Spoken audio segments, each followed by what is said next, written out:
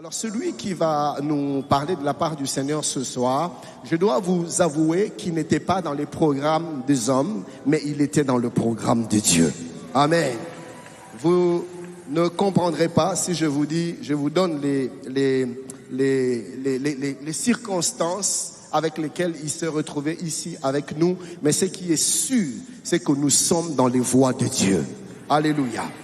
C'est un homme de Dieu qui a le cœur de Dieu. Il a le caractère de Dieu. C'est quelqu'un que Dieu utilise puissamment. Lui, il est basé à Abidjan. Il est ivoirien et il fait un grand travail. Il a un cœur pour l'évangélisation. Il a un cœur pour le réveil de l'Église en ce temps de la fin. Et c'est donc lui qui va nous parler de la part du Seigneur. Il est pasteur titulaire de l'église Sagesse et Adoration, église Maison du Seigneur Sagesse et Adoration. J'espère que je n'ai pas abîmé, mais tout à l'heure la vidéo va nous donner plus de précision. Qui était là à 12h? À 12h, on a été puissamment bénis et ce n'est pas encore fini. Nous sommes encore avec lui. Alors aidez-moi à accueillir le couple apostolique Mama Grace et apôtre Narcisse Magila. Oh, est-ce qu'on peut honorer ce couple qui nous fait du bien? Merci, homme de Dieu. Que le Seigneur vous bénisse abondamment. Gloire à Dieu. Alors que je demande aux médias de nous balancer la vidéo qui va introduire l'orateur, je nous demande de nous tenir sur nos deux jambes, sur nos deux pieds, afin que nous puissions accueillir l'homme de Dieu. Que Dieu vous bénisse. Médias, s'il vous plaît. Le pasteur Jacques Amessane est le fondateur et leader depuis plus de 10 ans de la mission, le collectif des frères en Christ, composé des croyants de différentes églises du monde pour tenir régulièrement des événements de réveil spirituel marqués par de nombreuses conversions et des baptêmes du Saint-Esprit. Il met l'accent sur le message de la conversion authentique à Christ, le brisement de l'ego, la vie de prière et le retour aux expériences du livre des Actes des Apôtres. Après un brillant parcours professionnel, il débute une vie de missionnaire pendant plusieurs années où il prêche l'évangile dans les rues, des écoles, des villages et des villes d'Afrique. Il est aujourd'hui pasteur principal des églises Maison de Sagesse et d'Adoration, fondateur de la bibliothèque La Maison des Sophos et d'un centre en faveur d'enfants vivant avec handicap, les enfants autistes en particulier. Il est marié à Magali Amessane, avec qui ils élèvent plusieurs enfants. Aujourd'hui, c'est avec certitude que nous croyons qu'il sera le canal par lequel le Seigneur passera pour nous bénir. Centre missionnaire Philadelphie, accueillons ensemble le pasteur Jacques Amessane.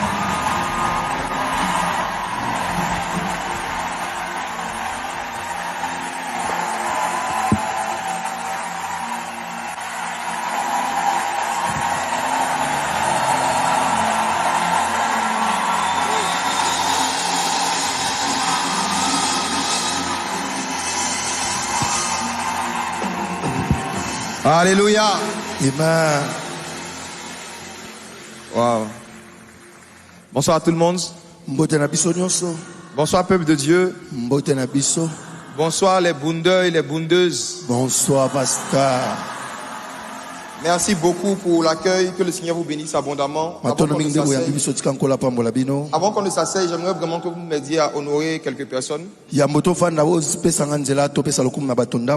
Je veux premièrement parler du Père qui a accepté de porter les douleurs de l'enfantement jusqu'à ce que cette église soit formée. Je parle de l'apôtre Roland Dallot. J'aimerais vraiment bénir le Seigneur pour sa vie.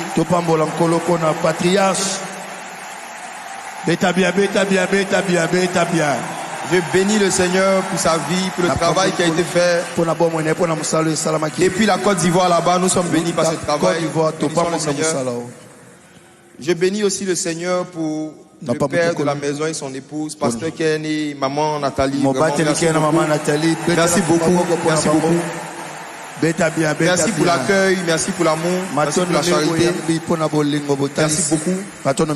Merci aussi à toute l'équipe qui m'a accueilli, qui s'occupe de nous depuis qu'on est venu. Que Dieu vous bénisse abondamment. Que Dieu vous bénisse abondamment. Amen. Et je dis merci aux deux personnes de la Côte d'Ivoire dont j'avais besoin de la bénédiction et de la permission pour venir.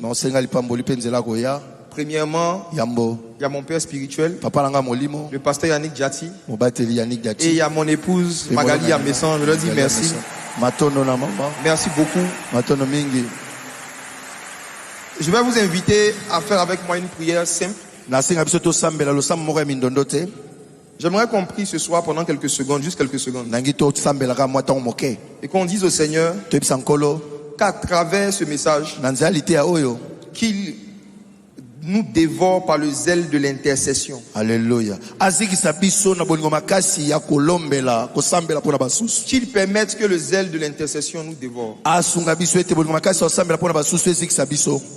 Prions le Seigneur.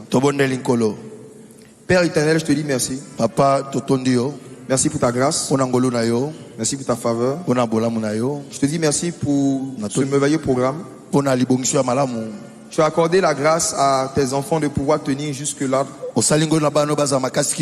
cherchant ta face, écoutant ta parole. Je prie que ce soir, que l'œuvre que tu as déjà commencée dans nos cœurs, que tu puisses l'intensifier. Amen. Que ce feu qui brûle déjà s'intensifie davantage, surtout dans le domaine de l'intercession. Envoie ta parole. Que ta parole nous embrase. Que ta parole nous étire. Que ta parole nous réveille. Et nous te rendrons toute la gloire, l'honneur et les acclamations au nom de Jésus. Amen. Amen. Amen. Amen. Veuillez vous asseoir s'il vous plaît.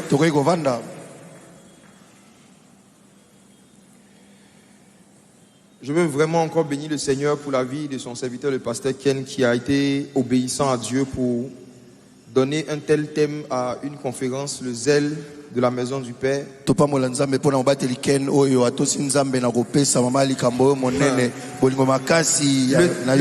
thème est très, très profond et très approprié pour la saison dans laquelle nous sommes. J'ai eu la grâce de l'écouter, lui, et d'écouter quelques orateurs qui sont passés. Et quand j'ai écouté la qualité des messages que Dieu leur a inspirés, j'ai vraiment prié le Seigneur pour lui demander est-ce qu'il ne voudrait pas que ce soir je me transforme en chantre juste pour conduire son peuple dans l'adoration. Parce que je pense que l'essentiel de ce qu'on doit savoir sur le sujet a déjà été dit. Mais Dieu, dans sa grâce, après avoir parlé avec son serviteur, le pasteur Ken, Alléluia, m'a inspiré une petite exhortation que j'aimerais partager avec vous, qui est un sous-thème du grand thème qui est abordé jusque-là. Et si je devais donner un titre à ce que je vais dire ce soir, le titre allait être atmosphère de business ou atmosphère de prière. Oh, wow. Atmosphère de business ou atmosphère de prière. Wow. Wow. Acclamons le Seigneur pour ces sujets. Acclamons le Seigneur. Wow, wow, wow, wow, wow. Wow. J'aimerais nous inviter à lire Ecclésiaste chapitre 7, le verset 17.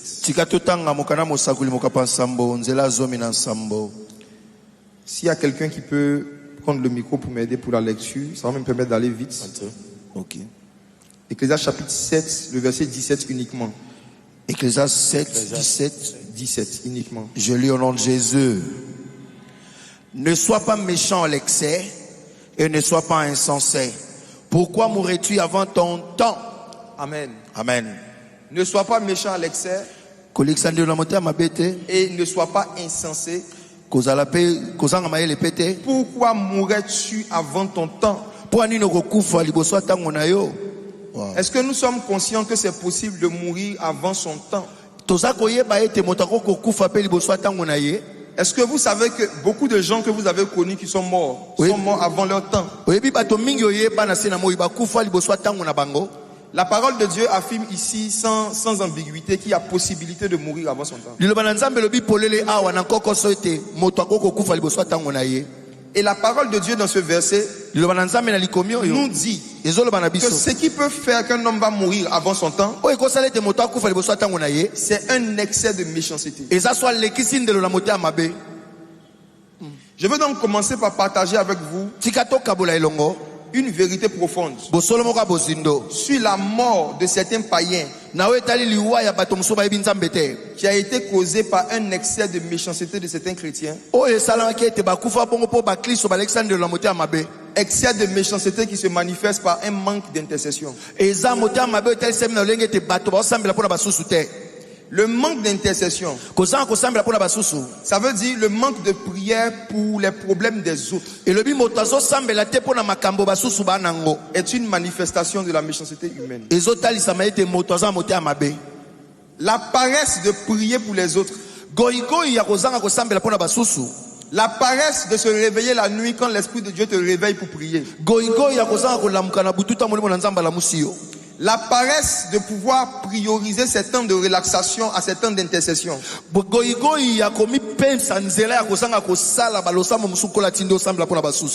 la paresse d'aimer son matelas plus que ses genoux fléchis, est parfois une manifestation d'une méchanceté qui est en nous. Et j'aimerais qu'on lise un autre verset qui dit clairement que le manque d'intercession empêche Dieu d'empêcher la mort prématurée de certaines personnes.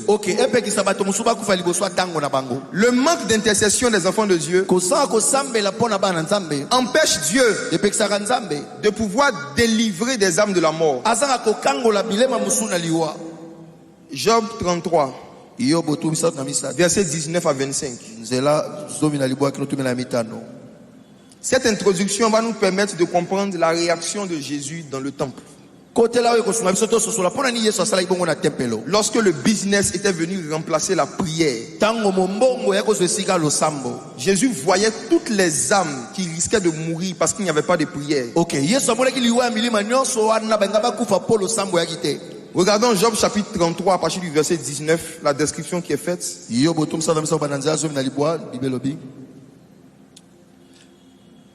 Par la douleur aussi l'homme est repris sur sa couche. Quand une lutte continue vient agiter ses os, alors il prend en dégoût les pains, même les aliments les plus exquis. Sa chair se consume et disparaît. Ses os qu'on ne voyait pas sont mis en nu. Son âme s'approche de la fosse et sa vie des messagers de la mort. On va s'arrêter là. Dans ce passage, la parole de Dieu décrit l'état de quelqu'un qui est malade, gravement malade, et qui est dans une situation qui est en train de l'emmener à la mort. Peut-être que certaines personnes ici ont déjà eu ce genre de maladie. Moi, j'ai déjà eu ce genre de maladie. Je suis déjà tombé malade, hospitalisé, et me sentant tellement mal que j'étais sûr que j'allais mourir. Il y a des personnes qui ont la grâce de ne jamais avoir eu de maladie grave. Mais moi, j'ai eu la grâce d'être quelqu'un de très maladif et d'avoir beaucoup de maladies avant de rencontrer Jésus. Presque chaque mois, je tombais malade. Aujourd'hui, je considère cela comme une grâce. Pourquoi? Parce que, ayant déjà vécu la maladie, cela m'a aidé à comprendre la compassion que Jésus avait pour les malades. Je crois qu'il y a un niveau de compassion qu'on ne peut pas réellement avoir dans certains domaines quand on n'a pas été à la place de ceux qui souffrent. Ceux qui ont déjà été maladifs savent apprécier la valeur de la guérison. Amen. Et je prie ce soir que s'il y avait quelqu'un qui était en train de vivre une situation comme celle qui est décrite dans ce verset, que Jésus te guérisse. Amen. S'il y a des personnes malades qui nous suivent en ligne, le même Jésus qui guérissait les personnes dans la Bible est toujours vivant. Il est capable de faire aujourd'hui ce qu'il faisait hier. Mais pour que Dieu manifeste sa puissance puissance de guérison vis-à-vis des gens qui sont gravement malades. Pour ne pas que leurs âmes tombent dans la mort, comme c'est écrit ici. Dieu a donné une solution au verset 23. Job 33, verset 23. Il est écrit: mais s'il se trouve pour cette personne malade un ange intercesseur, un d'entre les 1000 qui annonce à l'homme la voie qu'il doit suivre, Dieu a compassion de lui et dit à l'ange: délivre-le afin qu'il ne descende pas dans la fosse. J'ai trouvé une rançon. Wow. Wow. Dieu dit, quand quelqu'un est en train de mourir, Dieu n'a pas compassion parce que quelqu'un est en train de mourir. Mais la compassion de Dieu s'active quand quelqu'un est en train de prier. Si vous lisez bien le verset, vous allez voir que la compassion de Dieu s'est réveillée après l'intercession de l'ange. Vous allez voir que c'est après intercession qu'on a écrit le mot compassion. Vous savez pourquoi? Pendant 30 ans, Jésus était en Israël. Il voyait les malades, côtoyait les malades, mais il ne guérissait personne. À chaque niveau de puissance qui doit se manifester sur la terre, il y a un niveau d'intercession qui doit être comptabilisé au ciel. À chaque niveau de puissance que Dieu doit faire descendre du ciel est rattaché à un niveau d'intercession qui doit monter de la terre. Alléluia. Jésus a commencé à prêcher à 30 ans. Mais avant les 30 ans, ce que Jésus a toujours fait, c'était l'intercession.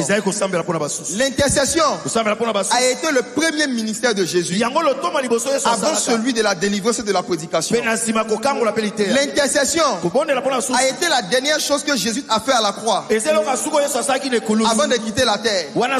Lorsqu'il était crucifié, lorsqu'on avait cloué ses mains, Jésus regardait ceux qui le tuaient et il a dit: Père, ne leur impute pas ce péché, pardonne-leur car ils ne savent pas ce qu'ils font.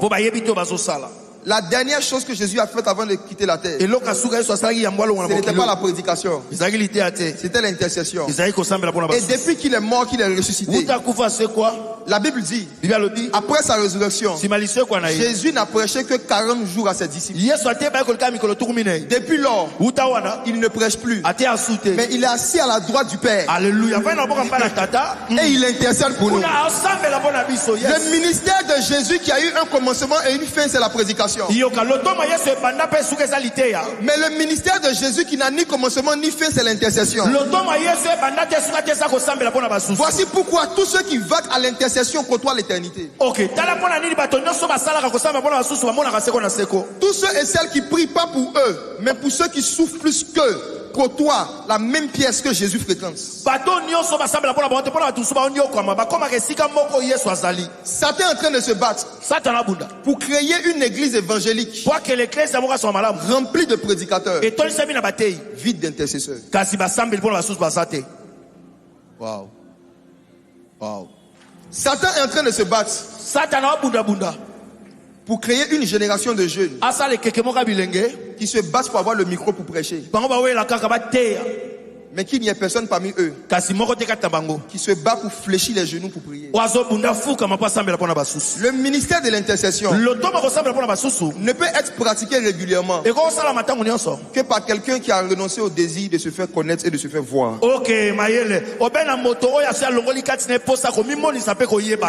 Le ministère de l'intercession, le fait de prier pour ceux qui sont en train d'aller à la mort, le fait de prier pour ceux qui sont sous l'esclavage des démons, est un ministère plus ancien que celui de la prédication.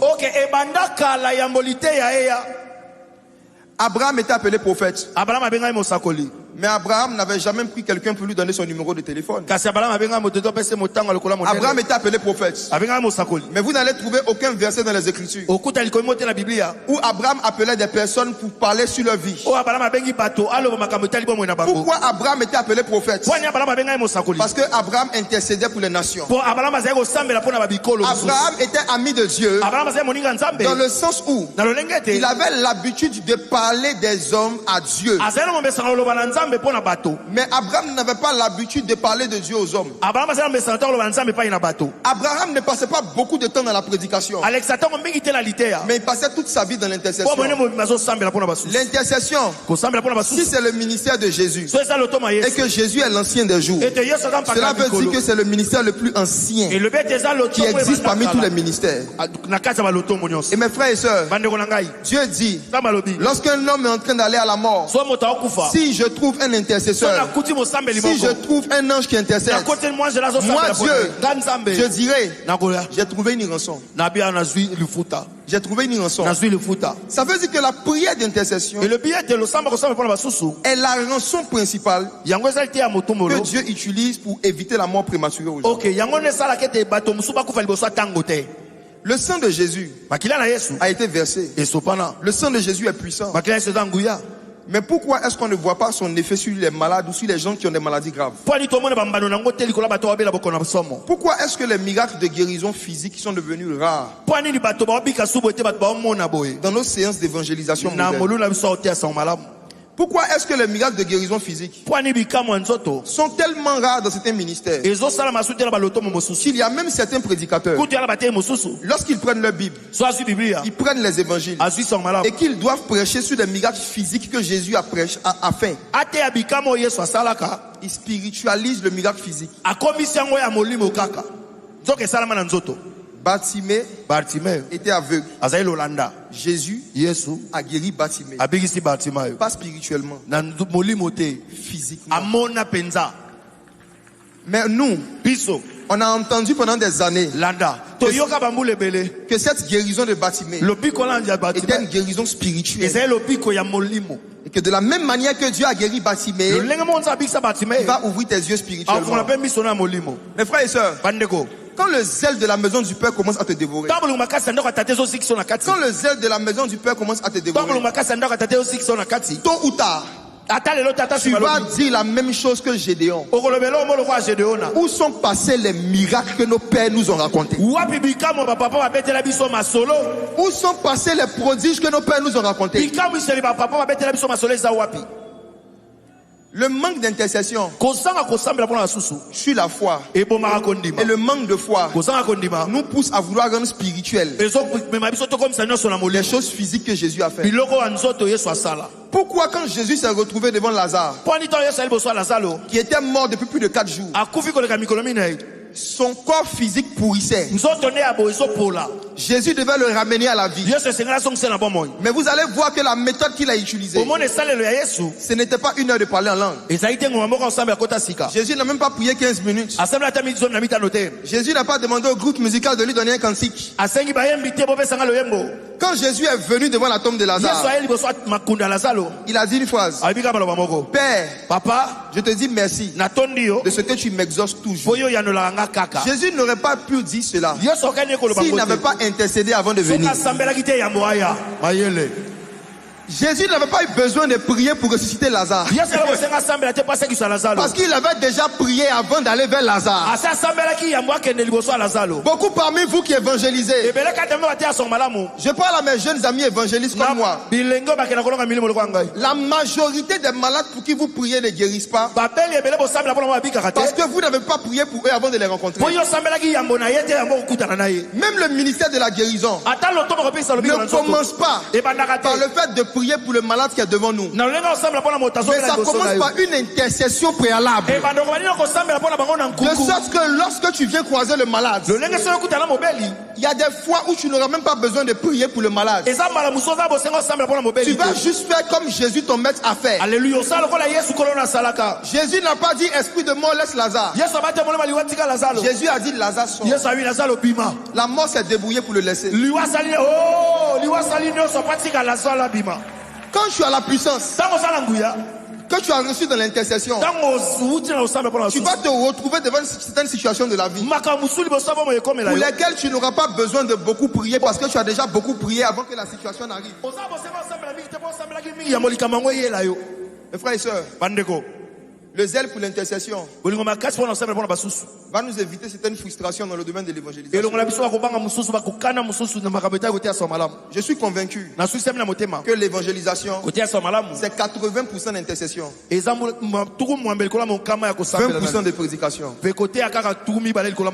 Et ce soir, j'aimerais partager avec toi une chose qui a tué ou qui a diminué ton zèle pour l'intercession. Wow. Mes frères et sœurs, si un programme est organisé et qu'on met sur l'affiche soirée de miracles, soirée de voyage et de visa, soirée de percées surnaturelles, il y aura un certain nombre de personnes qui vont venir. Mais mettons soirée de prière, d'intercession pour le Nord Kivu.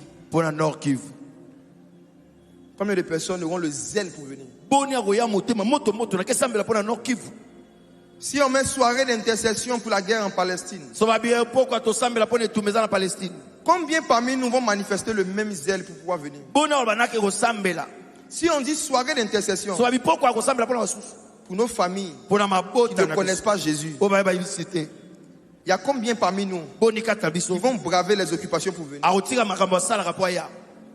Soyons honnêtes, on a plus de zèle pour nous déplacer et pour prier en battant les mains lorsqu'il s'agit de nos sujets, de nos enfants, de nos affaires, de notre ministère. Mais on ne manifeste pas toujours le même zèle quand il faut prier soit pour un pays ou soit pour des gens que nous ne connaissons pas. Cela est dû à quoi? Cette maison qui est l'église ne devait pas être appelée maison de prière pour sa propre famille, maison de prière pour les nations. Amen.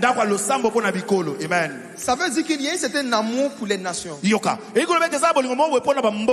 un certain amour pour les inconvertis. Il y a un certain amour pour ceux qui ne connaissent pas Jésus, que nous sommes censés avoir, et qui va nous donner un certain zèle pour intercéder pour eux régulièrement. Voici ce qui s'est passé dans le livre de Jean, chapitre 2, verset 13 à 17 au temps de Jésus. L'atmosphère de business était venue supprimer l'atmosphère de prière. Et c'est ce qui a excité le zèle de la maison du Père dans le cœur de Jésus-Christ. J'aimerais qu'on lise Jean chapitre 2 verset 13 à 17. Jean chapitre 2 verset 13 à 17. La Pâque des Juifs était proche et Jésus monta à Jérusalem. Il trouva dans le temple des vendeurs de bœufs, de brebis, de pigeons et des changeurs. Amen. Amen. Nous connaissons la suite. Il a fait un fouet. Il a chassé les gens. Il a même chassé aussi les bœufs. Il a chassé tout le monde. Et c'est dans ce contexte-là que le fameux verset est revenu. Le zèle de ta maison me dévore. Le zèle de ta maison me dévore. Pourquoi est-ce qu'il y avait des vendeurs d'animaux dans le temple? Par la grâce de Dieu, les prédicateurs qui sont passés avant moi ont pris le temps pour certains d'expliquer ça. Et pour parler comme l'apôtre Paul, je vais dire, je ne me lasse de répéter les mêmes choses. En Israël, au temps de Moïse sous la loi, la présence des vendeurs était légitime, était justifiée et était utile. Parce qu'il fallait adorer Dieu en faisant des sacrifices d'animaux. Et ils avaient eu une bonne idée. Il faut faciliter l'adoration par les sacrifices. Donc, dans le but de sacrifier l'adoration par les sacrifices, dans le but de faciliter l'acquisition des animaux pour adorer Dieu, le département gestion de culte de l'époque avait décidé d'organiser une vente d'animaux que tout adorateur pouvait acheter pour adorer Dieu. Jusque-là, il n'y a rien de mal à ça. C'était une très bonne idée. C'était une très bonne activité. Mais pourquoi donc Jésus s'est mis en colère? Du moins, pourquoi est-ce que le zèle de Jésus s'est réveillé et que Jésus a appelé cette activité une caverne de voleurs? La réponse est dans Matthieu 21, le verset 13. Dans Matthieu 21, le verset 13, Jésus dit, cette maison qui devait être appelée maison de prière pour les nations, vous en avez fait une caverne de voleurs. Donc voici, qu'est-ce qui a réveillé le zèle de la maison du Père dans le cœur de Jésus? C'est le fait que cette bonne idée, cette bonne activité, ce bon commerce était venu supprimer la vie de prière. C'est juste ça. Toute bonne chose que tu as eue, qui est venue éteindre ta vie de prière, est pour Jésus une caverne de voleurs. Merci. Merci beaucoup. Ce soir, j'ai à cœur, mes frères et sœurs, d'attirer votre attention sur les bonnes activités. Les activités légitimes du quotidien qui font que vous ne priez plus quand vous n'êtes pas à l'église. Les bonnes choses que Dieu vous a données. Les bons boulots que Dieu vous a donnés. Les bons contrats d'affaires que Dieu vous a donnés. Ces bonnes choses pour lesquelles vous aviez cherché Dieu autrefois. Et lorsque Dieu vous a exaucé, aujourd'hui, vous n'avez pas beaucoup de temps à accorder à ce Dieu-là. Jésus dit, ma maison qui devait être appelée maison de prière est devenue une caverne de voleurs. Je vais bien expliquer ce qui était le problème avec les animaux. Pour qu'on comprenne pourquoi est-ce que le Seigneur Jésus, si nous ne revenons pas à la prière, si nous ne revenons pas aux ailes de l'intercession, va nous faire la même chose qu'il a fait à ces gens. Si Jésus n'a pas changé et qu'il est rentré dans la maison de Dieu pour renverser les business des gens, ça veut dire que Jésus, toi qui es la maison de Dieu aujourd'hui, peut décider de rentrer dans ta vie, renverser ton entreprise. Jésus peut renverser tes affaires. Jésus peut renverser toute bonne chose que tu utilises pour remplacer ta vie de prière. Le problème des animaux était le suivant. Au lieu d'être vendus à l'extérieur du temple, un moment, les animaux ont commencé à être vendus à l'intérieur du temple. Le vrai problème dans cette histoire, ce n'était pas la vente des animaux, mais c'était le lieu où on vendait les animaux. Les animaux, tant qu'ils étaient vendus à côté du temple, Jésus ne parlait pas. Mais quand ils ont commencé à être vendus dans le temple, au cœur du temple, au milieu du temple, le zèle de la maison du Père s'est réveillé dans le cœur de Jésus. En ce qui nous concerne, quelle leçon on peut tirer de cela? Notre corps est le temple du Saint-Esprit. Amen. La maison de Dieu, c'est nous. Dieu n'est pas contre le fait qu'on fasse des business, mais il faut que ces business, lorsque nous rentrons à l'église, ne soient pas dans notre cœur. Amen. On doit les laisser à l'extérieur pour venir adorer Dieu. Dieu n'est pas contre le fait qu'on ait des titres, des fonctions et des occupations dans la société. Mais ce qui nous arrive souvent, et ce qui m'est déjà arrivé quand j'étais directeur commercial un moment, toute la journée, Tu réfléchis sur les dossiers du travail. Et même le soir, quand c'est le temps de prier, pendant que tu as les genoux fléchis, pendant que tu viens adorer ton Père, tu es encore en train de penser au dossier que tu dois traiter demain. Ce que tu es en train de faire, c'est que tu es en train d'emmener les bœufs dans la maison de prière. Tu es en train d'emmener les bœufs dans la maison de prière. Tu es en train d'emmener les pigeons dans ton intimité avec Dieu. Dieu veut que lorsque nous venons prier, lorsque nous venons passer du temps avec lui, nous oublions tout ce qui est business. On oublie nos charges du travail. On oublie les problèmes de famille. Et on ne doit avoir Dieu que pour Dieu. Le plus grand commandement, ce n'est pas tu chanteras pour le Seigneur ton Dieu, mais tu aimeras le Seigneur ton Dieu de toutes tes pensées.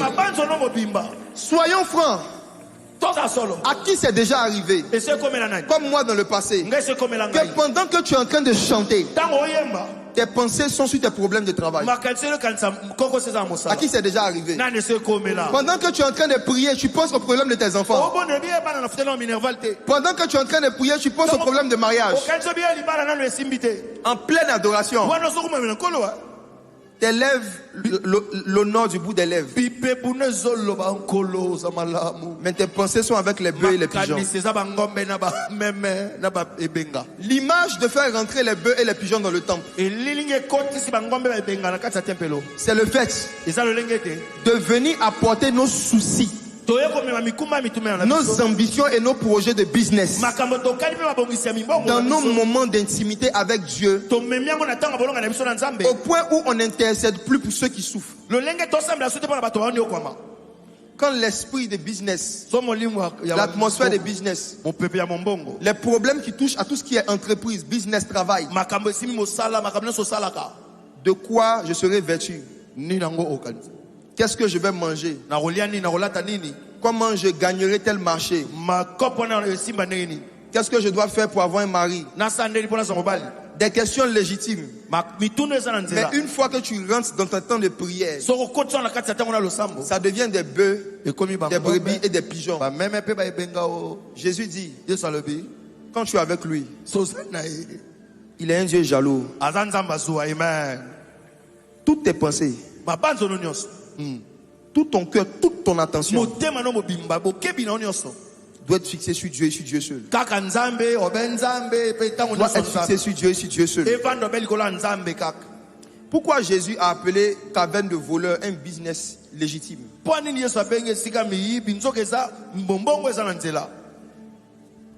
Parce que je l'ai dit, je le répète, et maintenant je vais donner des exemples beaucoup plus clairs.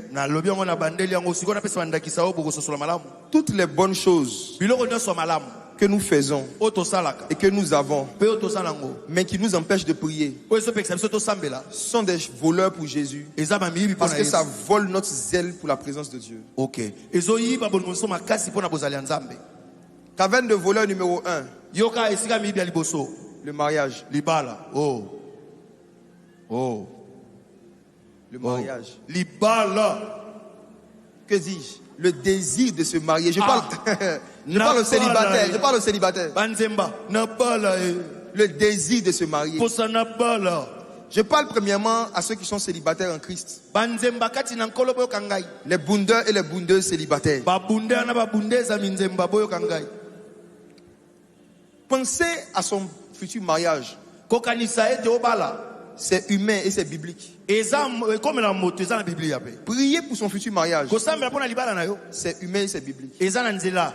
Mais quand le désir de te marier devient plus fort dans ton cœur que le désir d'intercéder, d'évangéliser et de servir Dieu, et que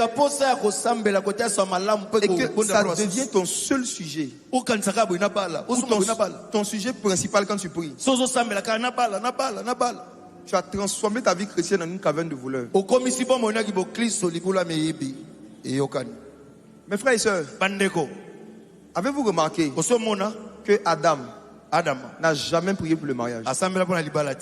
Il n'a pas demandé le mariage. Adam n'a jamais dit à Dieu, il n'est pas bon que je sois seul. C'est Dieu qui a dit à Adam, il n'est pas bon que l'homme soit seul.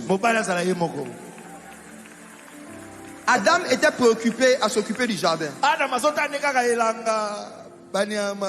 Abraham était occupé à s'occuper des affaires de son père. Et pendant qu'il s'occupait des affaires de son père, le père a commencé à s'occuper de ses propres affaires. J'ai un secret pour vous. Dieu voit mieux nos besoins quand nous le servons que quand nous nous lamentons. C'est pendant que Ruth faisait le service dans le champ de Boaz que Boaz l'a vu.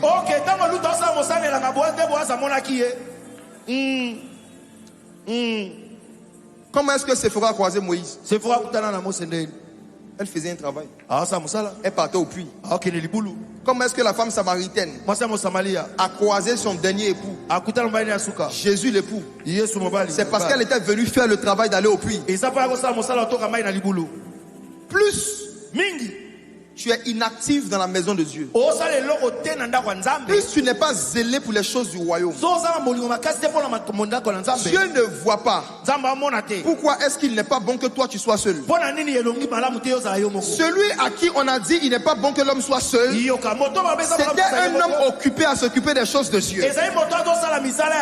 C'est quand quelqu'un veut travailler pour Dieu à un certain niveau que Dieu dit il n'est pas bon qu'il soit seul.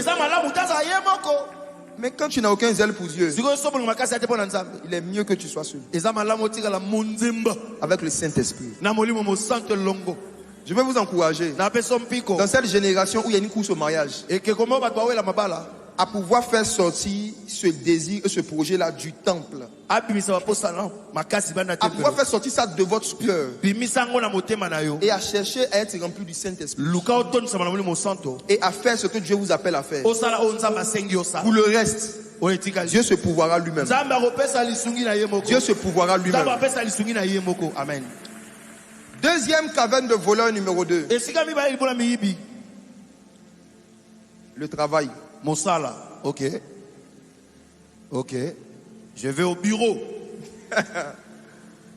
Mes frères et sœurs, la Bible nous a montré beaucoup de travailleurs qui avaient des grandes responsabilités, qui étaient très riches, mais qui priaient chaque jour. Exemple Daniel. Exemple Daniel. Exemple Daniel. Daniel était un homme d'État qui gérait des dossiers de plusieurs nations.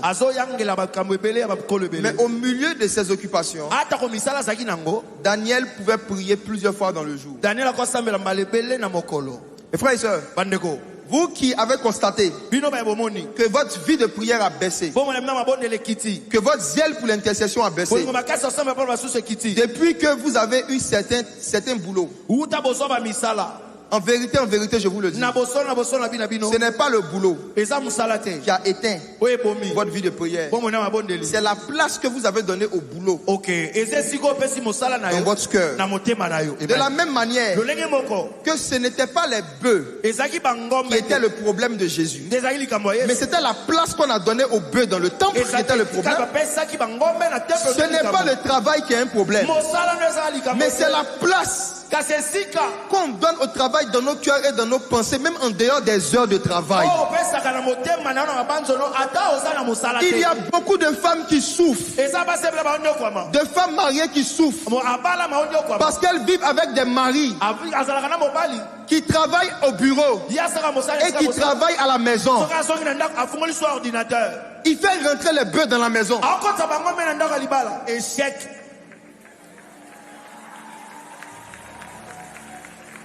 Il y a beaucoup de femmes qui souffrent. Parce que quand le mari sort de la maison et qu'il va au travail, il n'emmène pas les choses de la maison au travail. Mais quand il sort du travail, qu'il vient à la maison, il emmène les choses du travail à la maison. Et tout le monde est obligé de le comprendre. Parce qu'il a trop de responsabilités. Mes frères et sœurs, la Bible dit, celui qui ne s'occupe pas des siens, qui néglige les siens, principalement ceux de sa famille. Il est pire qu'un infidèle. Il a renié la foi. Renier la foi, ce n'est pas le fait de ne plus aller à l'église. Mais renier la foi, ça commence par le fait d'avoir une famille et de ne plus aller à la famille.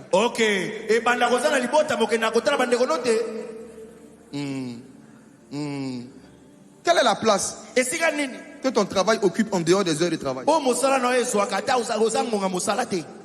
Est-ce que finalement, le diable ne t'a pas béni?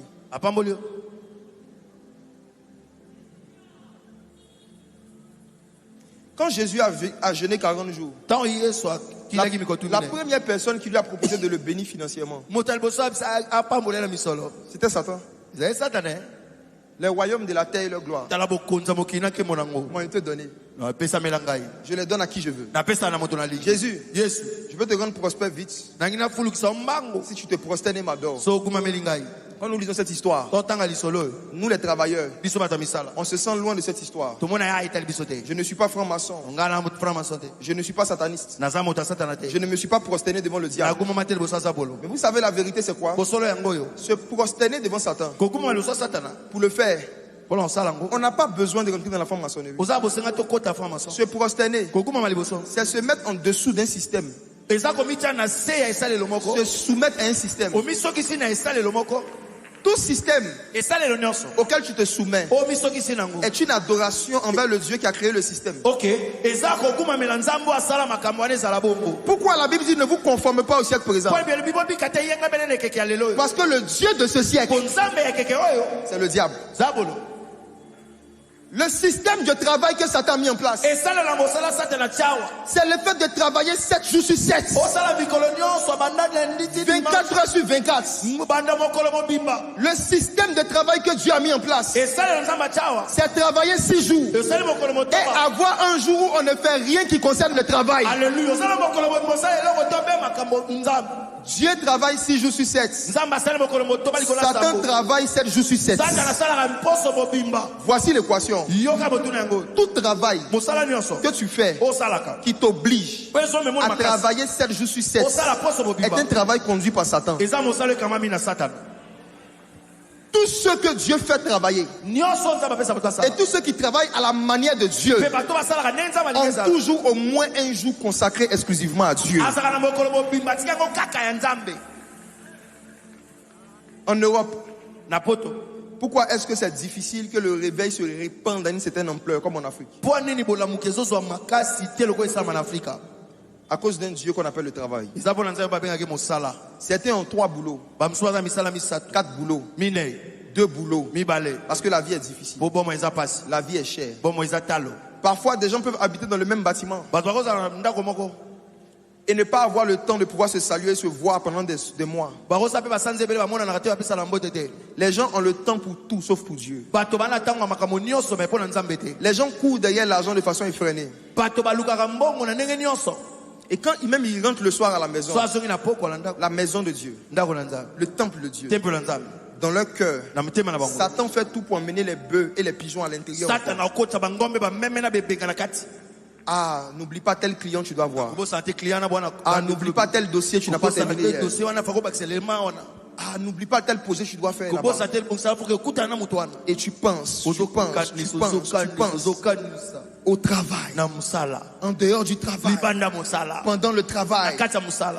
J'ai une bonne nouvelle pour toi. Pendant Bunda, et surtout ce soir, la parole de Dieu va venir comme une épée à double tranchant pour séparer dans ton cœur ce qui vient de l'esprit et ce qui vient de l'amour encore de la chair. La parole de Dieu va t'aider à faire une séparation dans tes pensées. À quel moment il faut accorder du temps à penser aux choses du travail et à quel moment il faut s'arrêter pour penser aux choses de Dieu. Que Dieu t'aide à y arriver au nom de Jésus. Que Dieu t'aide à y arriver au nom de Jésus. Voici. De la même manière que vendre des animaux dans le temple était une bonne idée,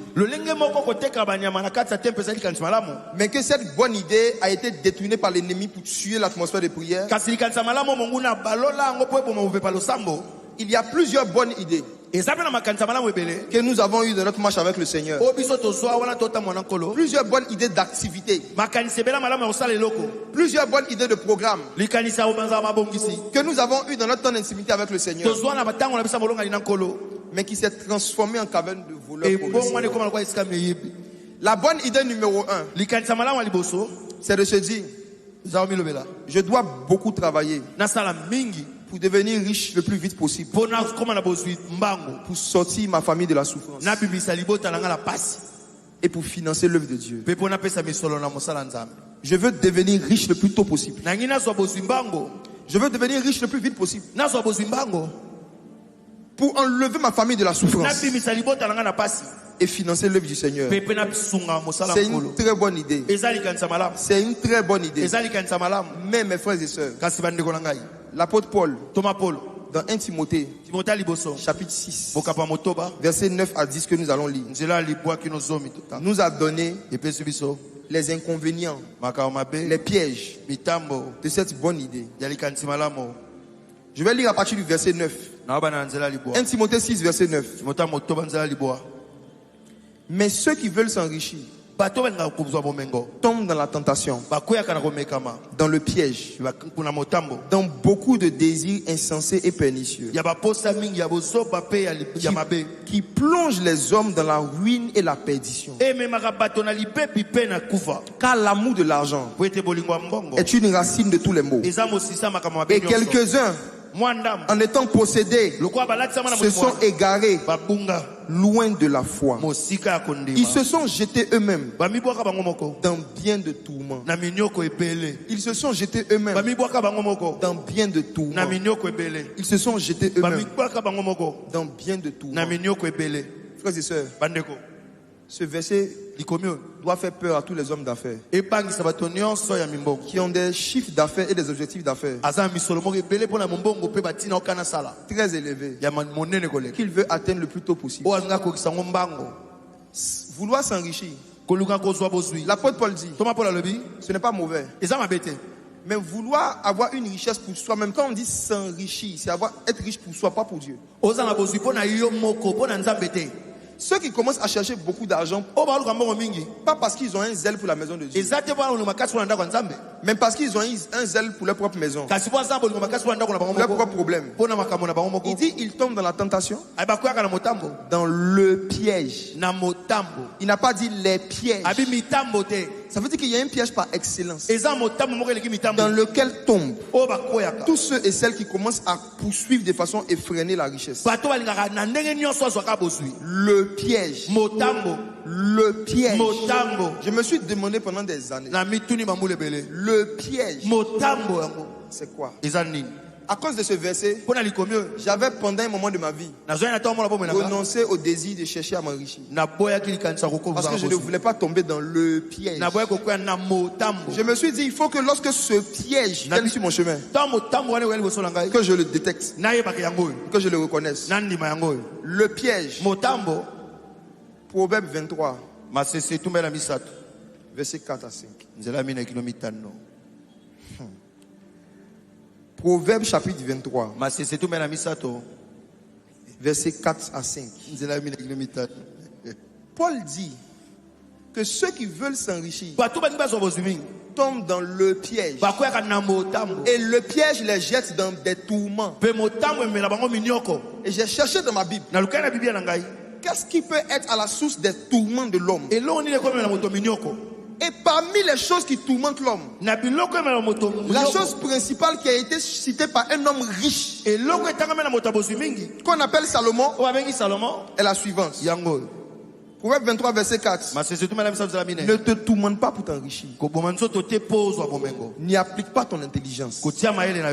Veux-tu poursuivre du regard ce qui va disparaître? Car la richesse se fait des ailes. Comme l'aigle, elle prend son envol vers les cieux. Amen. Amen. Mes frères, voici le piège. Salomon, qui a été l'un des hommes les plus riches de tous les temps, dit que la richesse est un oiseau Il a comparé la richesse à un oiseau. Il est comme un oiseau. En particulier un aigle. Un oiseau très rapide. Et voici comment est-ce que cet oiseau joue avec beaucoup de chrétiens. L'oiseau est dans ta main. Tu le mets là, il marche avec toi pendant quelques minutes. Il marche avec toi pendant quelques secondes. L'aigle qu'on appelle la richesse t'habitue à un certain style de vie. T'habitue à un certain confort. Mais cet aigle-là, subitement, un jour, arrivé à un moment, d'après Salomon, va se faire des ailes et va commencer à s'envoler. Ouf. Wow. Si tu es arrêté, tu as 5 milliards de dollars sur ta main. On a 5 milliards de dollars. Et que tu vois tes 5 milliards commencent à s'envoler, qu'est-ce que ta réaction? Tu es arrêté, ton argent s'envole. Tu fais quoi? Il faut écouter ceci. C'est à partir de là qu'on va commencer à prier. Il faut que nous prions pour revenir aux ailes pour la prière d'intercession. Amen. Après l'explication de cette vérité, sur la raison pour laquelle il ne faut pas courir derrière la richesse. Mes frères et sœurs, la première vérité qui est dans ce verset, c'est que si la richesse se fait des ailes et que la richesse est capable de s'envoler, ça veut dire tous ceux qui arrivent à avoir la richesse et qui possèdent la richesse, il y aura un moment de leur vie où l'argent va commencer à les dominer. Wow. L'oiseau qui se met au-dessus de toi, c'est quand l'argent te contrôle. La richesse va vouloir te dicter quand tu dois venir à l'église, quand tu ne dois pas aller à l'église. La richesse va vouloir te dicter quand tu dois prier, quand tu ne dois pas prier. La richesse va vouloir te dicter tes réactions avec ceux que tu appelles les pauvres. La richesse va vouloir mettre à l'intérieur de toi des sentiments qui n'étaient pas en Jésus-Christ. La richesse, comme l'aigle, finit toujours par se mettre au-dessus de ceux qui la possèdent, dans le but d'être au-dessus d'eux et de la contrôler. Ça veut dire que si tu veux être sûr d'acquérir une richesse que toi tu vas dominer et qui ne sera pas au-dessus de toi, il faut que toi aussi tu te transformes en aigle. Je vais m'expliquer. Toute brebis qui court derrière la richesse, une fois qu'on parle de courir, ça veut dire qu'on est dans le monde terrestre, parce qu'on ne court pas au ciel. Une fois qu'on dit que tu cours, nous sommes des brebis de Jésus. Et quand nous commençons à courir derrière la richesse, même si on arrive à la voir, un jour, la richesse va se faire des ailes, va prendre son envol dans les cieux. Et la Bible dit dans ce verset que tu vas détourner ton regard pour regarder cette richesse. Donc tu n'auras plus les yeux fixés sur Christ. Tu vas vouloir rattraper les marchés que tu as perdus. Tu vas vouloir rattraper les opportunités d'affaires que tu as perdues. Mais tu ne pourras pas. Tu seras frustré. Tu seras blessé.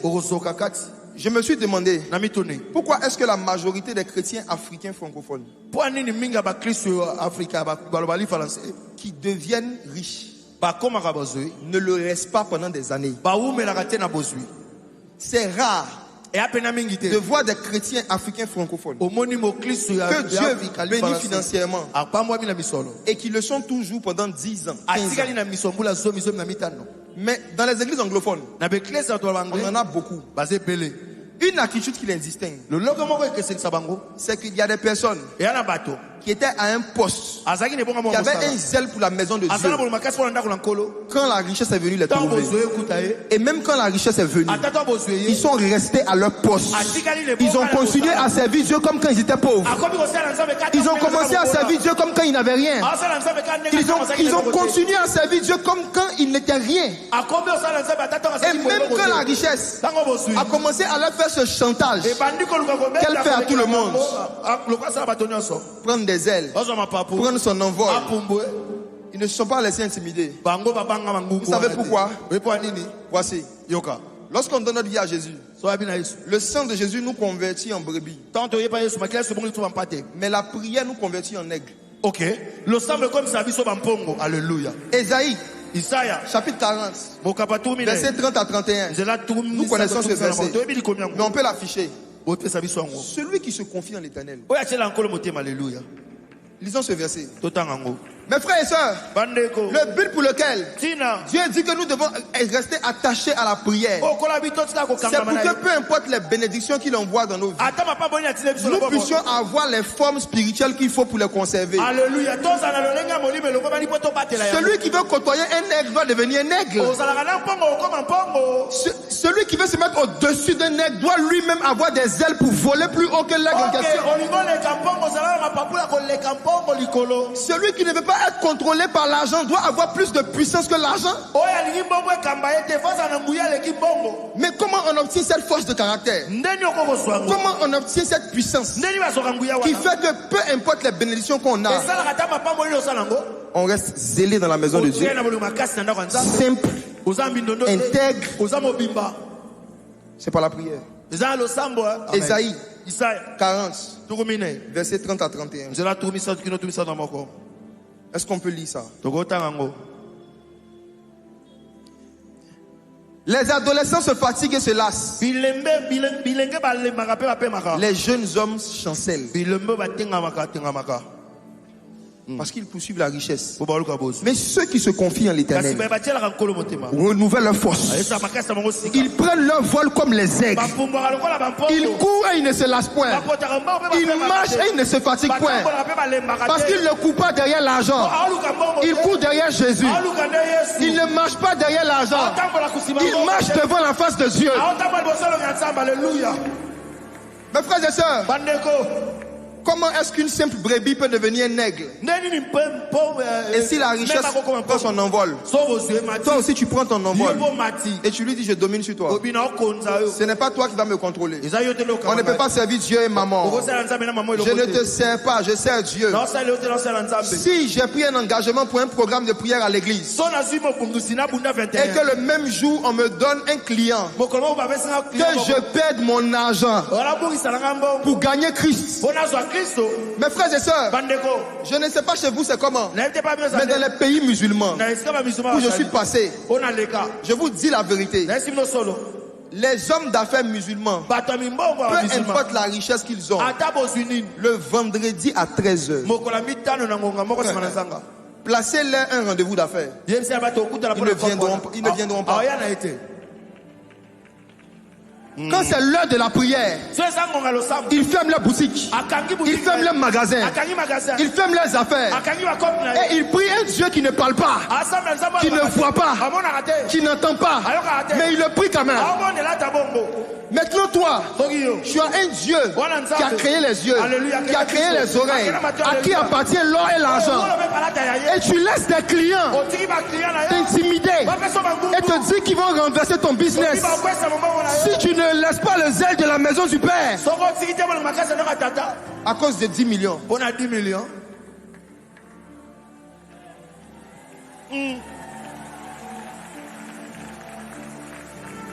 Ceux qui se confient en l'Éternel deviennent eux aussi des aigles. Donc ils côtoient la richesse. Alléluia.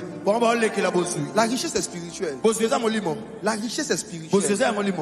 On peut l'avoir juste en travaillant, mais elle ne peut être conservée que par une force spirituelle. Jeunes gens, vous qui êtes encore dans le monde, la majorité de vos stars de musique sont endettés. La majorité de vos influenceurs sont les gens les plus endettés du monde. Beaucoup de stars de la musique païenne montrent une richesse qu'ils n'ont pas en réalité. Vous savez pourquoi? Parce que la richesse est un oiseau. Eux, ce sont des serpents. Ce sont de la postérité du serpent. Quand la richesse leur échappe, Ils vont prendre des crédits. Ils commencent à vendre de la drogue. Ils commencent à faire des choses qui ne sont pas intègres. Pour pouvoir réavoir les montants qu'ils avaient. Parce que ce ne sont pas des aigles. Mais en ce qui nous concerne, nous les fils du royaume, nous les disciples de Jésus, notre Seigneur et Sauveur, par son sacrifice à la croix, par son sang qu'il a versé, nous a donné la capacité de nous transformer en différents animaux en fonction de la circonstance. Lorsqu'on veut le servir dans sa maison, dans 1 Corinthiens 9, il nous appelle les bœufs. Lorsqu'on veut juste suivre le bon berger, il nous appelle les brebis. Lorsque nous voulons aller en mission, il dit soyez simples comme des pigeons. Lorsque nous voulons côtoyer la richesse, il nous dit priez en esprit.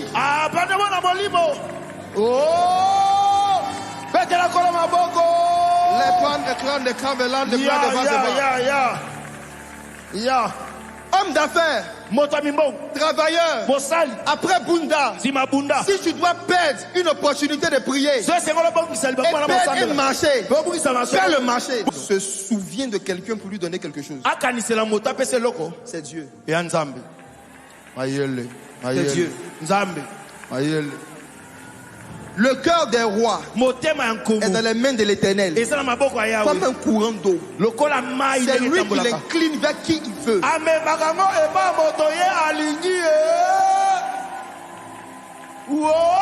Ne pense pas que parce que tu as manqué un rendez-vous d'affaires, parce que tu voulais manifester le zèle de la prière, tu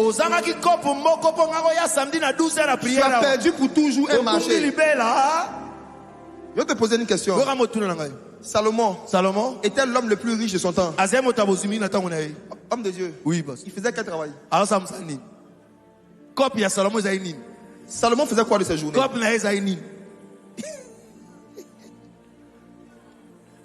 Quel est le travail qui a enrichi Salomon? Dis-moi. En vain vous levez-vous tôt, vous couchez-vous tard, et vous mangez le pain de la douleur. Mais lui, il en donne à ses bien-aimés, il en donne aux intercesseurs, il en donne à ceux qui sont zélés pour la maison de prière, autant pendant leur sommeil.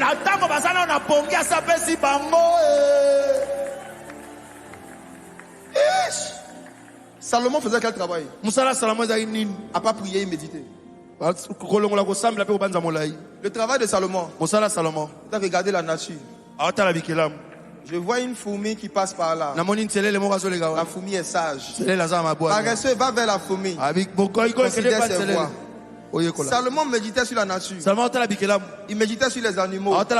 Il passait du temps avec l'esprit de prière et l'esprit de la parole. Et des rois de différents pays commençaient à penser à lui et venaient lui donner des marchés. Il y a une dimension dans le domaine des affaires où ton chiffre d'affaires peut être scandalisant pour des païens, au point où ils vont se demander qui est le Dieu de cet homme. L'apôtre Pierre, avant de croiser Jésus, il avait passé toute la nuit à pêcher, mais il n'avait rien pris.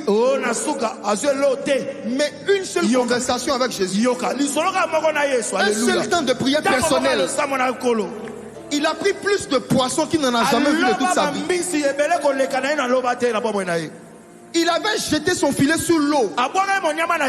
C'est pourquoi il avait échoué.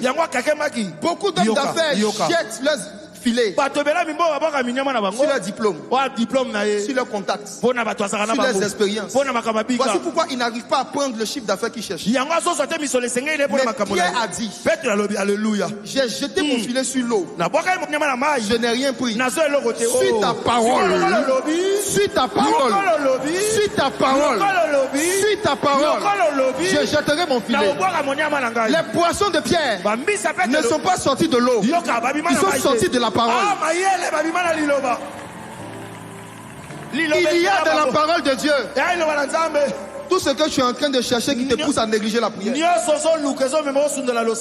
Il y a dans la vie de prière tout ce dont tu as besoin. Ce soir, je termine avec ceci. comment se transformer de brebis en un aigle qui peut voler et côtoyer toutes les bénédictions spirituelles dans les lieux célestes que Dieu nous a donné en Christ. La prière fervente. La prière fervente. Faites en tout temps par l'esprit toutes sortes de prières et de supplications. Pourquoi? Parce qu'il n'y a aucun moment de prière intense qui ne transforme pas quelque chose à l'intérieur de nous.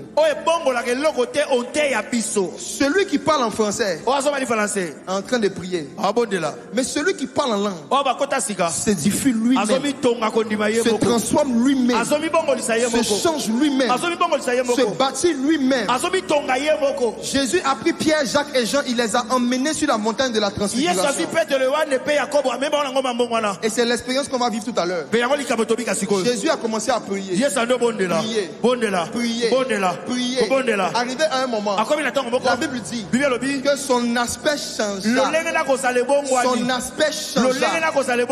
Et Moïse et Élie sont venus et ils ont commencé à avoir une conversation avec Jésus. Mes frères et sœurs, l'heure vient et elle est déjà venue où nous allons reconnaître, comme il est écrit dans Romains 8 verset 26, que nous ne savons pas ce qui est convenable de demander dans nos prières.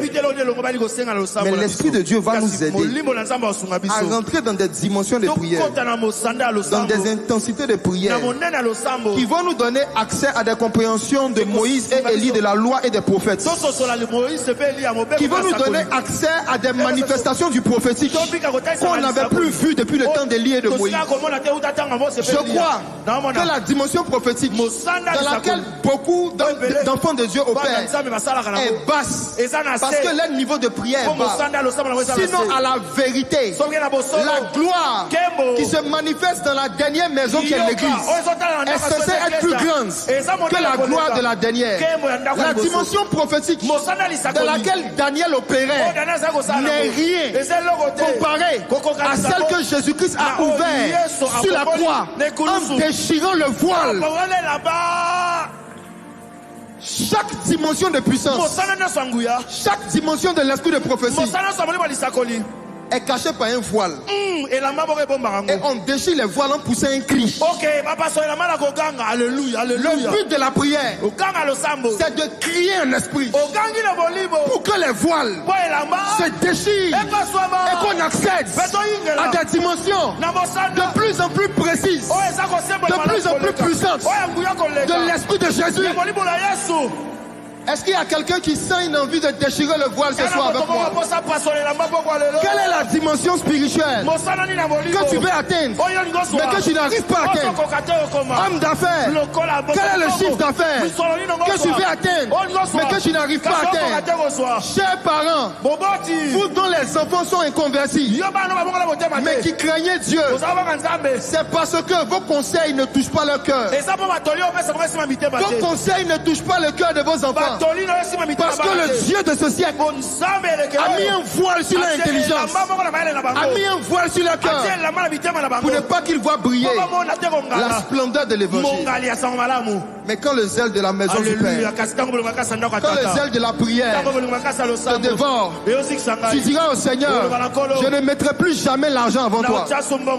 Je ne mettrai plus jamais mon travail avant toi. Je vais arrêter de dire que je n'ai pas le temps de prier parce que je suis fatigué. Je vais arrêter de dire que j'ai stoppé mes temps de jeûne parce que j'avais trop de travail. Je ne fais plus mes veillées de prière personnelles parce que je suis trop occupé. Je ne lis plus les longs chapitres de la Bible parce que j'ai des responsabilités. Ce soir, si tu reconnais qu'il y a une dimension de prière dans laquelle tu étais avec Dieu et dont tu es sorti, le ciel est ouvert. Si tu peux commencer à prier là où tu es, vous dites Père, Père, Père, l'argent, le le travail, les occupations sont devenus des voiles qui m'empêchent de rentrer dans ta puissance, qui m'empêchent de rentrer dans ta présence. Que le voile se déchire ce soir. Que le voile se déchire ce soir. Restons notre intimité. Restons notre relation. Alam s'éclate de Kamen of Ledevas. Allons-y. Et platouen de ski plan douen de plat de cové. Valios que plan de. Aprada kapale komplem dos qui pali amendo. Pali abom de les problèmes de l'esque pali aver. Plus tu pries, plus tu te fais des ailes comme un aigle. Plus tu pries dans le monde spirituel, les ailes que tu as perdues, l'agilité prophétique que tu as perdue, tu commences à la voir. Plan d'escavar et plan d'osquibi, plan disque baile. Oh, et plan d'esquivar. Ramène nos cœurs dans la prière. Ramène nos cœurs dans l'intercession. Ramène nos cœurs dans la communion avec ton esprit. L'homme plein d'asca, plein de poider. Au plein d'osque, la dile. Pram dans la com d'esqui, plantos que pae. Et la pram d'osca plaki à la com de lever. Ira se plan d'hiver, la flamme d'écho, il avait. Esprit de prière, esprit de prière, règne, règne, esprit de Dieu, règne, là où l'argent régnait, esprit de prière, Dieu renversait le règne de l'argent, là où le problème du quotidien régnait, esprit de prière, Dieu renversait ce problème. Blandas kamande la deble et rataka pato anda clemens café. Règne, règne. Puissant esprit de Dieu.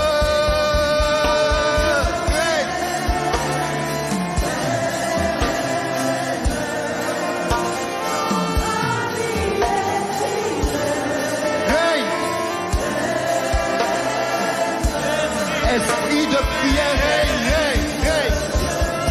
Oh, Pandala et les planches, et retève la démence, capelos, oh, planté. 6 ans, esprit de Dieu. Oh.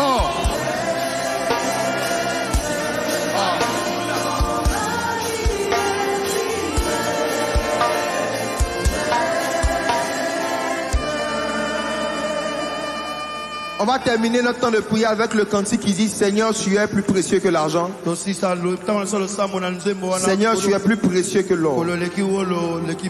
Rien ne peut se comparer à toi.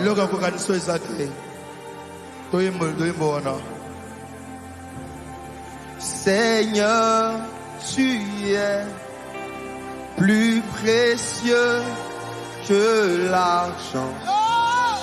Seigneur, tu es plus précieux que l'or. Seigneur, tu es plus beau que le diamant.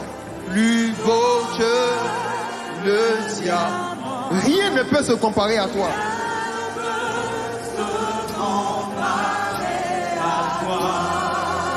Disons Seigneur, tu es plus précieux que l'argent. Plus précieux. Seigneur, tu es plus précieux que l'or. Seigneur, tu es plus beau que le diamant. Rien ne peut.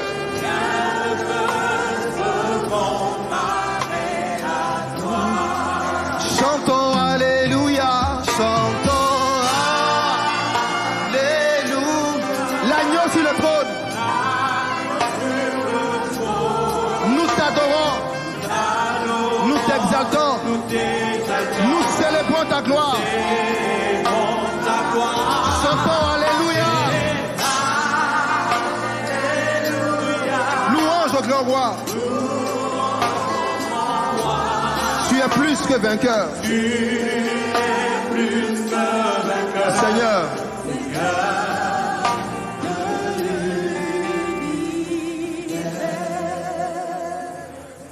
Avant de passer le micro, je veux relâcher une parole. Seigneur me donne.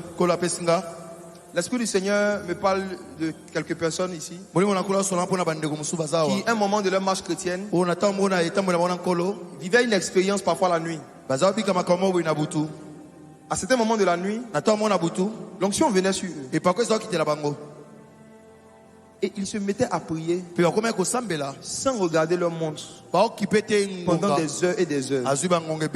Ce n'était pas des temps de prière préparés, mais c'est des temps où l'esprit te saisissait. Et tu sentais juste le désir de prier jusqu'à ce que tu sois fatigué. Et vous avez perdu cela. Aujourd'hui, c'est difficile même pour vous de faire 10 minutes. J'ai une bonne nouvelle pour vous. Ce soir est un soir de restauration. Amen. Si c'est ton cas, mets ta main sur le cœur, lève une main et ferme les yeux. Si tu vivais ça avant que tu as perdu cela, est-ce que tu peux jouer? Je vais prier. L'Esprit du Seigneur te saisira, tu seras changé en un autre homme. Vous allez vivre une expérience très étrange. Vous allez commencer à veiller sur les gens. Il y a des nouvelles langues que l'Esprit de Dieu va ajouter même aux langues de ceux qui parlaient déjà en langue. Il y a un nouveau feu qui va venir avec des nouvelles langues et qui va plonger plusieurs cette nuit dans une intensité de prière où le temps n'existe plus, où la montre n'existe plus. Je vois ce feu est en train de se poser sur les mains, sur les bouches. Ça a déjà commencé. Mais le mouvement va s'intensifier dans 7 secondes. 7, 6, 5.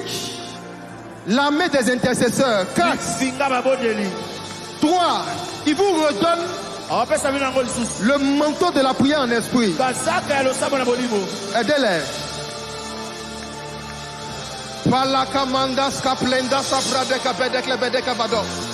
Les bradouans de Keben et les plans de Kabé. Chacune de l'île Libalia. À cause de pêche. Jésus.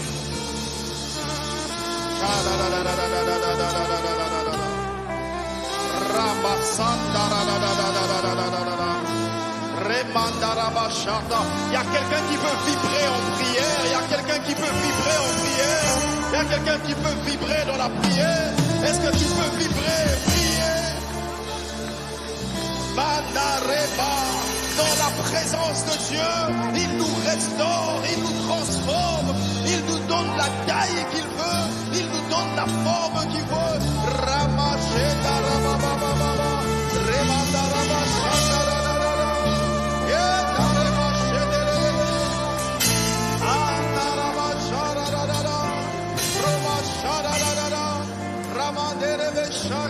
élève ses parler en langue, élève ses parler en langue encore, prie en langue, élève ses parler en langue.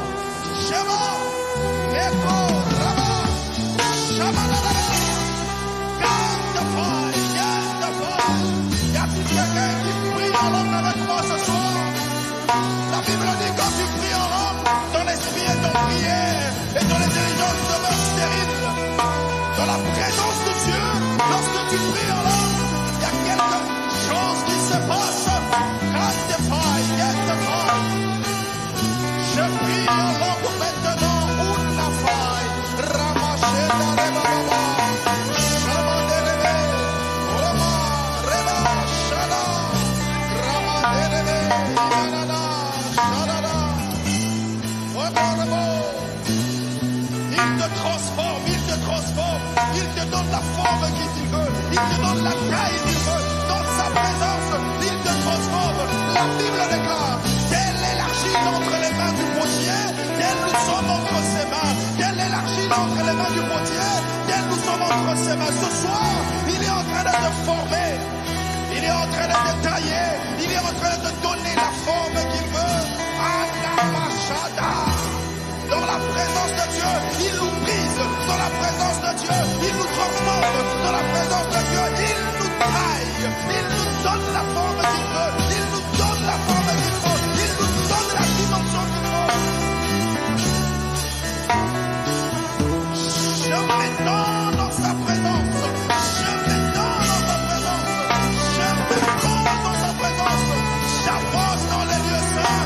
J'avance dans les lieux stressants. J'avance dans les saints des saints. Je rencontre El Shaddai, le Dieu tout-puissant, le Dieu tout-suffisant, le Dieu tout-puissant, le Dieu qui a créé le ciel et la terre, les mondes visibles et invisibles, le Dieu qui a formé.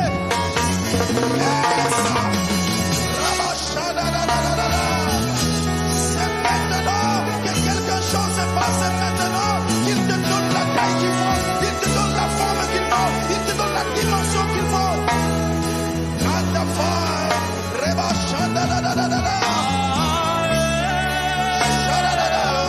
Il te donne la forme qu'il faut. Nous sommes dans l'atelier du potier. Le potier nous taille. Le potier nous transforme. Le potier nous taille. Y a-t-il quelqu'un qui peut se laisser former par le potier? Y a-t-il quelqu'un qui peut se laisser former? C'est l'être forgé par le potier. Il te brise à gauche, il te brise à droite. Il a un projet pour toi. Il a un projet pour toi. Je me sanctifie encore. Je me sanctifie encore. Je me sanctifie encore dans ta présence, oh Père. Je me sanctifie encore. Il y a quelque chose. Il y a un mouvement. Il y a un mouvement. Il y a un mouvement. Je me sanctifie. Ça souffle. Ça bouge. Ça souffle. Ça souffle. Il y a un mouvement qui se crée. Il y a un mouvement. Il y a un mouvement. Il y a un mouvement.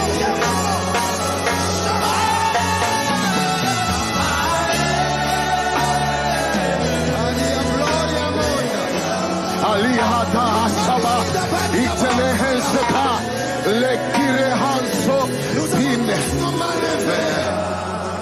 Nous avons tous nos mains levées. Bien-aimé, tu vas expérimenter une visitation divine telle que tu n'as jamais expérimenté. Adi Nabia. Allo Shabbat. Je vais compter jusqu'à 3. L'Esprit de Dieu va te secouer. Imaraha. Et il va faire naître en toi un souffle nouveau. Kerebash. Une nouvelle vibration. Un feu nouveau qui va jaillir et qui va transformer ta vie. Qui va transformer ta vie de prière. Je suis en train de voir Dieu en train de donner des ailes d'aigle à plusieurs. Sois prêt mon ami et cela va commencer.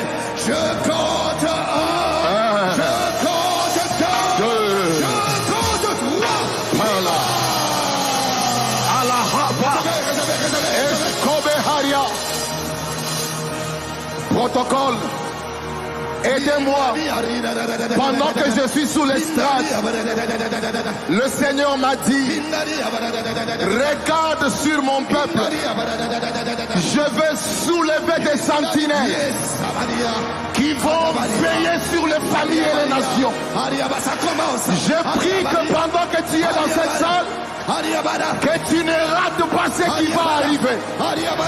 À partir d'ici, jusque là-bas, amenez-moi les sentinelles. 1, 2, 3, 4, amenez-les d'abord rapidement. Même dans le balcon là-bas. Le Seigneur est en train de soulever une nouvelle génération des intercesseurs. Ils ne vont pas supporter la présence de Dieu. Je vais appeler en esprit toutes les personnes qui sont les gardiens des familles, les gardiens des églises. Je prie maintenant de partout ils sont. Que lui les saisisse au nom d'eux. Au nom d'eux. Au nom d'eux. Au nom d'eux. Au nom d'eux. Pendant que l'apôtre est en train de parler, le Saint-Esprit est en train de me dire, je vois pas, je sais pas pourquoi, mais je vois les sœurs. Et l'Esprit me disait, me parlait d'une race des intercesseurs, mais prophétiques, des prophétesses intercesseuses, des prophétesses intercesseuses. Nous allons le voir parce que l'Esprit de Dieu va les saisir. Il y en a que l'Esprit de Dieu va ramener jusqu'à ce lieu. Je vais compter jusqu'à 7 heures et nous allons les voir. Je compte 1, 2, 3, 4, 5, 6, 7. Allez, libérez-le. Libérez-le. Je dis libérez-le. La vie de prière s'ouvre. Je dis la vie de prière s'ouvre.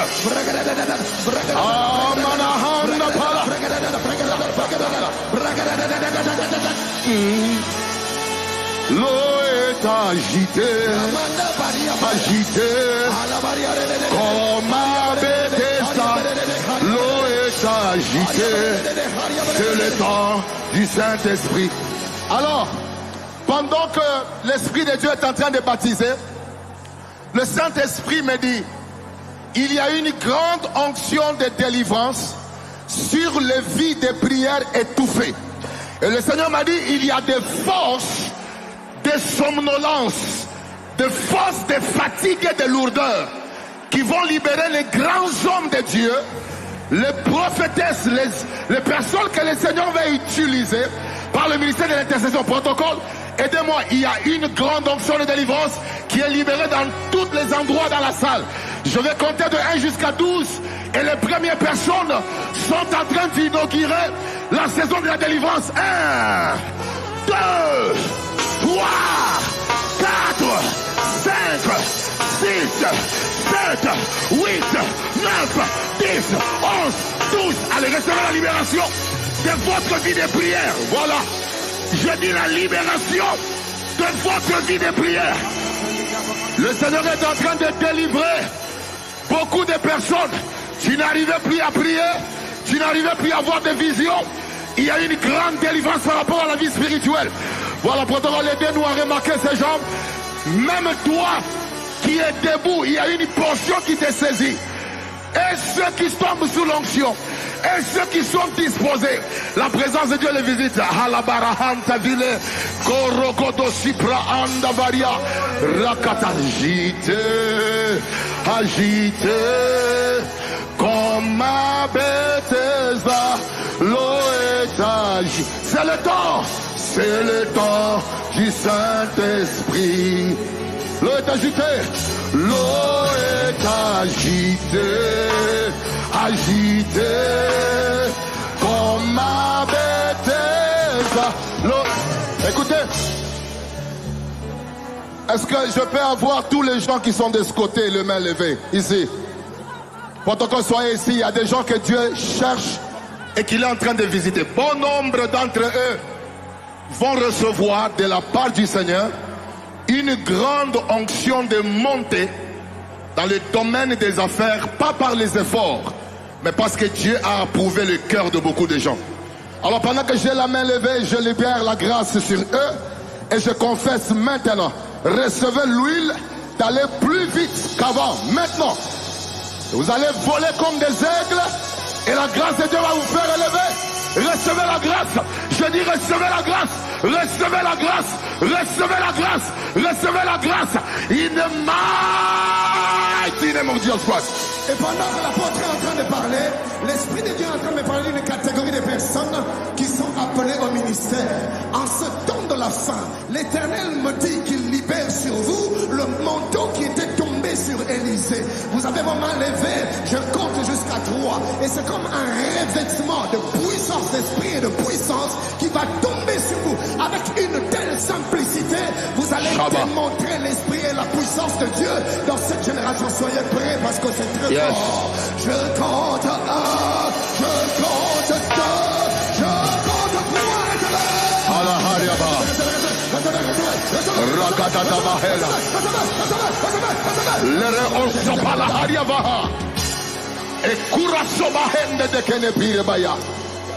Yes, yes, yes.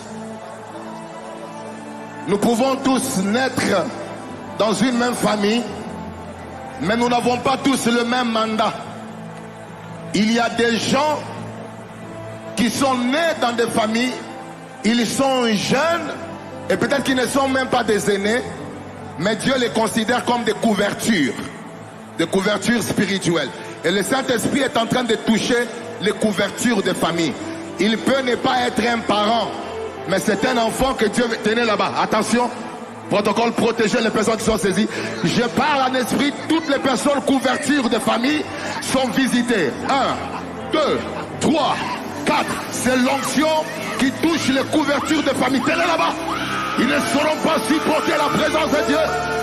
À la Hanza Baharia, Eleshka Bahare, le Koradadada Basaya, la Noshka Pelekite Viria, Erebahanza Kabakaria, Shevehantebe. Toutes les personnes couvertures que l'Esprit de Dieu touche, je demande à ce qu'on puisse les amener ici. Il y a une particularité parmi les personnes couvertures que Dieu touche maintenant. Dieu est en train d'arrêter la mort prématurée de la plupart d'entre eux par rapport au message que le Seigneur a donné à son serviteur. Le Seigneur me dit, parmi les couvertures qu'il est en train de oindre, il y a des personnes qui devaient mourir avant le temps, mais Dieu est en train d'arrêter la mort sur leur vie maintenant. Le cancer ne les atteindra pas. Oui, l'humiliation et la pression de la vie ne détruira pas leur vie. Celui qui dit Amen, les couvertures de famille sont préservé. Et pendant que l'apôtre était en train de parler, le Seigneur m'a montré clairement, il y a quelqu'un en ce lieu ce soir, je voyais déjà un esprit de serpent, mais un esprit de serpent virulent en train de détruire ta vie. Et je voyais une période subdivisée en 3. Je voyais 3 temps. Dans les 3 prochains temps, je n'arrive pas bien à saisir si c'est 3 mois ou 3 ans, mais le Seigneur m'a montré 3 portions de temps. Et cet esprit de serpent qui a déjà pris possession de ta vie a commencé une œuvre de destruction et de mort. Et à l'issue de ces 3 périodes de temps, la mort devait être certaine dans ta vie. Mais je lève ma main ce soir et je déclare que tu ne mourras pas. Je dis tu ne mourras pas. Je dis tu ne mourras pas. Je dis tu ne mourras pas. Tu ne mourras pas. Et pendant que je suis en train de parler, esprit de mort, esprit de serpent, je t'intime l'ordre maintenant. Délibéré, libéré. Libère leur destinée au nom de Jésus.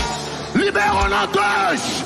Nous sommes en train de nous attaquer à toute forme de mort. Mort par accident, mort par maladie, mort par rêve démoniaque. Nous déclarons ce soir, vous êtes libérés au nom de Jésus. Arahanta palakaria. Les jevehente pelekira. La scobe antuvelia bariahanda. Regadadadadabahat. Il y a plusieurs délivrances qui se font dans la salle. Et je suis en train de voir des délivrances en ligne. Oui, il y a même des personnes pendant qu'on parle, Dieu vient de les visiter dans leur chambre, dans leur salon. Je prie que le Dieu qui est en train de délivrer les gens en ligne, qu'il touche même les membres de ta famille qui ne sont pas présents en ce lieu. À cause de l'intercession qui vient de monter, le Seigneur touche des familles en nombre. Les conversions arrivent, les transformations arrivent. Pendant que l'apôtre est en train de parler, le Seigneur est en train de me montrer une deuxième chose. Je vois des couples déjà en voie de destruction. Parce que le malin a commencé une œuvre de destruction. Et je voyais le divorce pointer à l'horizon. Mais le diable est un menteur. Je lève ma main, je déclare, le divorce ne sera pas ton partage. Esprit de divorce, tu m'entends. Toi qui as programmé détruire ce couple, je t'intime l'ordre de libérer ce foyer. Libère ce foyer, libère.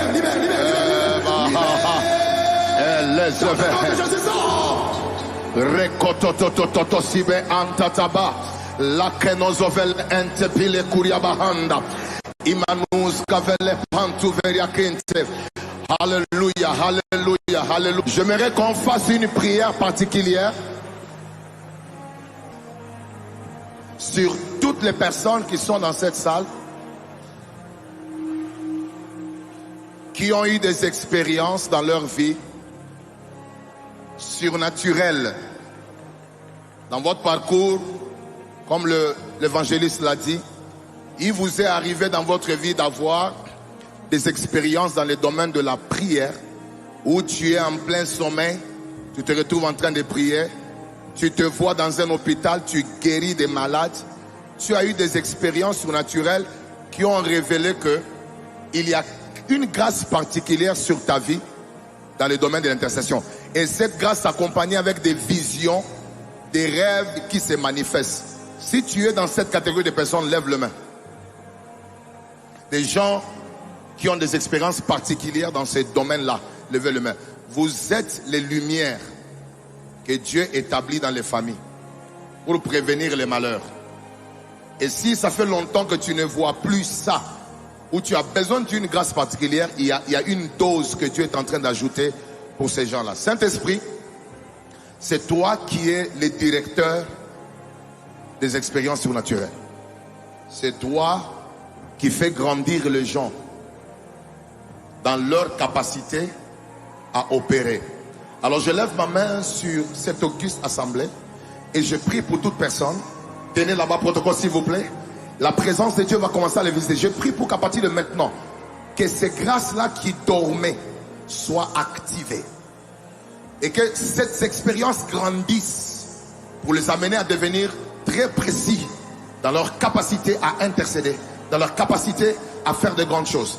Que la pluie de la Pentecôte et du baptême pour renouveler la vie spirituelle, les expériences surnaturelles dans leur vie d'intercession soient activées à une dimension plus élevée qu'avant. Cela est oui et amen. Père, je te rends grâce ce soir. Nous avons nos mains levées. Adialo deskopati kadaskopadesh. Izakite kidalo deskopata.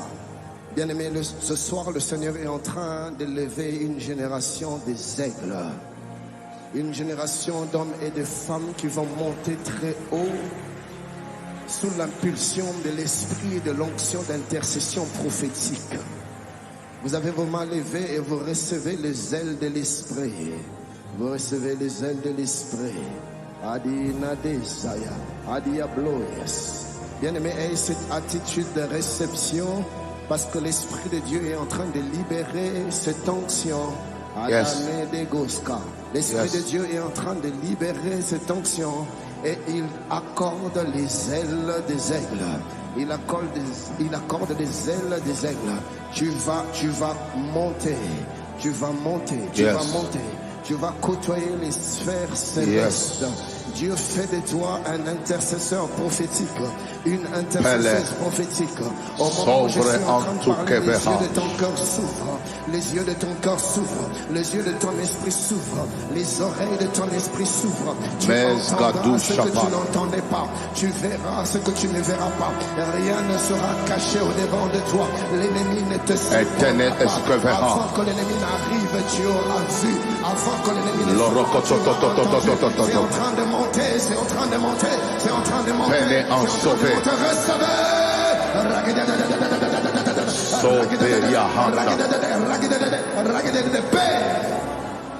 Livrando. Pour cette race d'intercesseurs que tu es.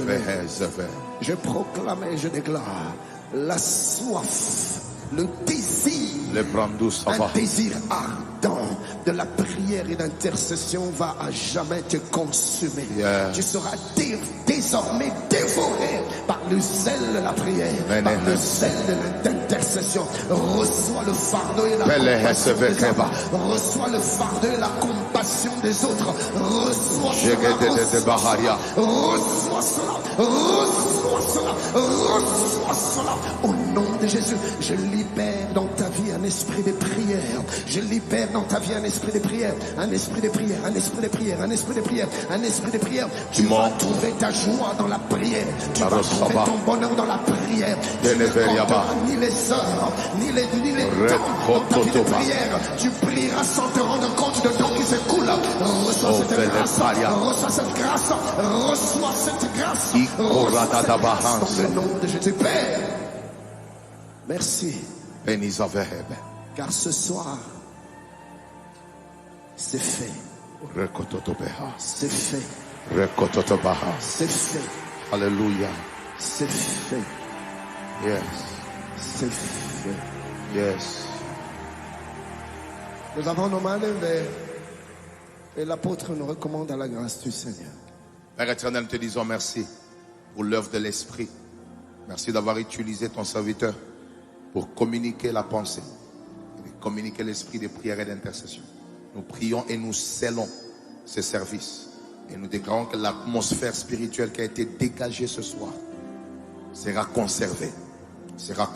Et ça va monter, ça va s'amplifier. Nous déclarons que les gens sont en train de quitter cette salle sous la couverture de l'onction de l'intercession. Les familles sont embrasées. Les chambres sont amplifiées en esprit de prière. Et nous confessons qu'à partir de maintenant, même les activités démoniaques dans certains territoires seront étouffées pendant que cette armée va quitter cet endroit. Que le Seigneur bénisse vos vies, qu'il vous préserve contre toute puissance maléfique, contre tout événement malheureux. Et nous bénissons la continuité de l'œuvre de l'Esprit cette semaine. Et nous confessons que ça ne s'arrêtera pas. Ça va monter de gloire en gloire, de puissance en puissance, de révélation en révélation. C'est au nom de Jésus que nous avons ainsi prié et nous disons Amen.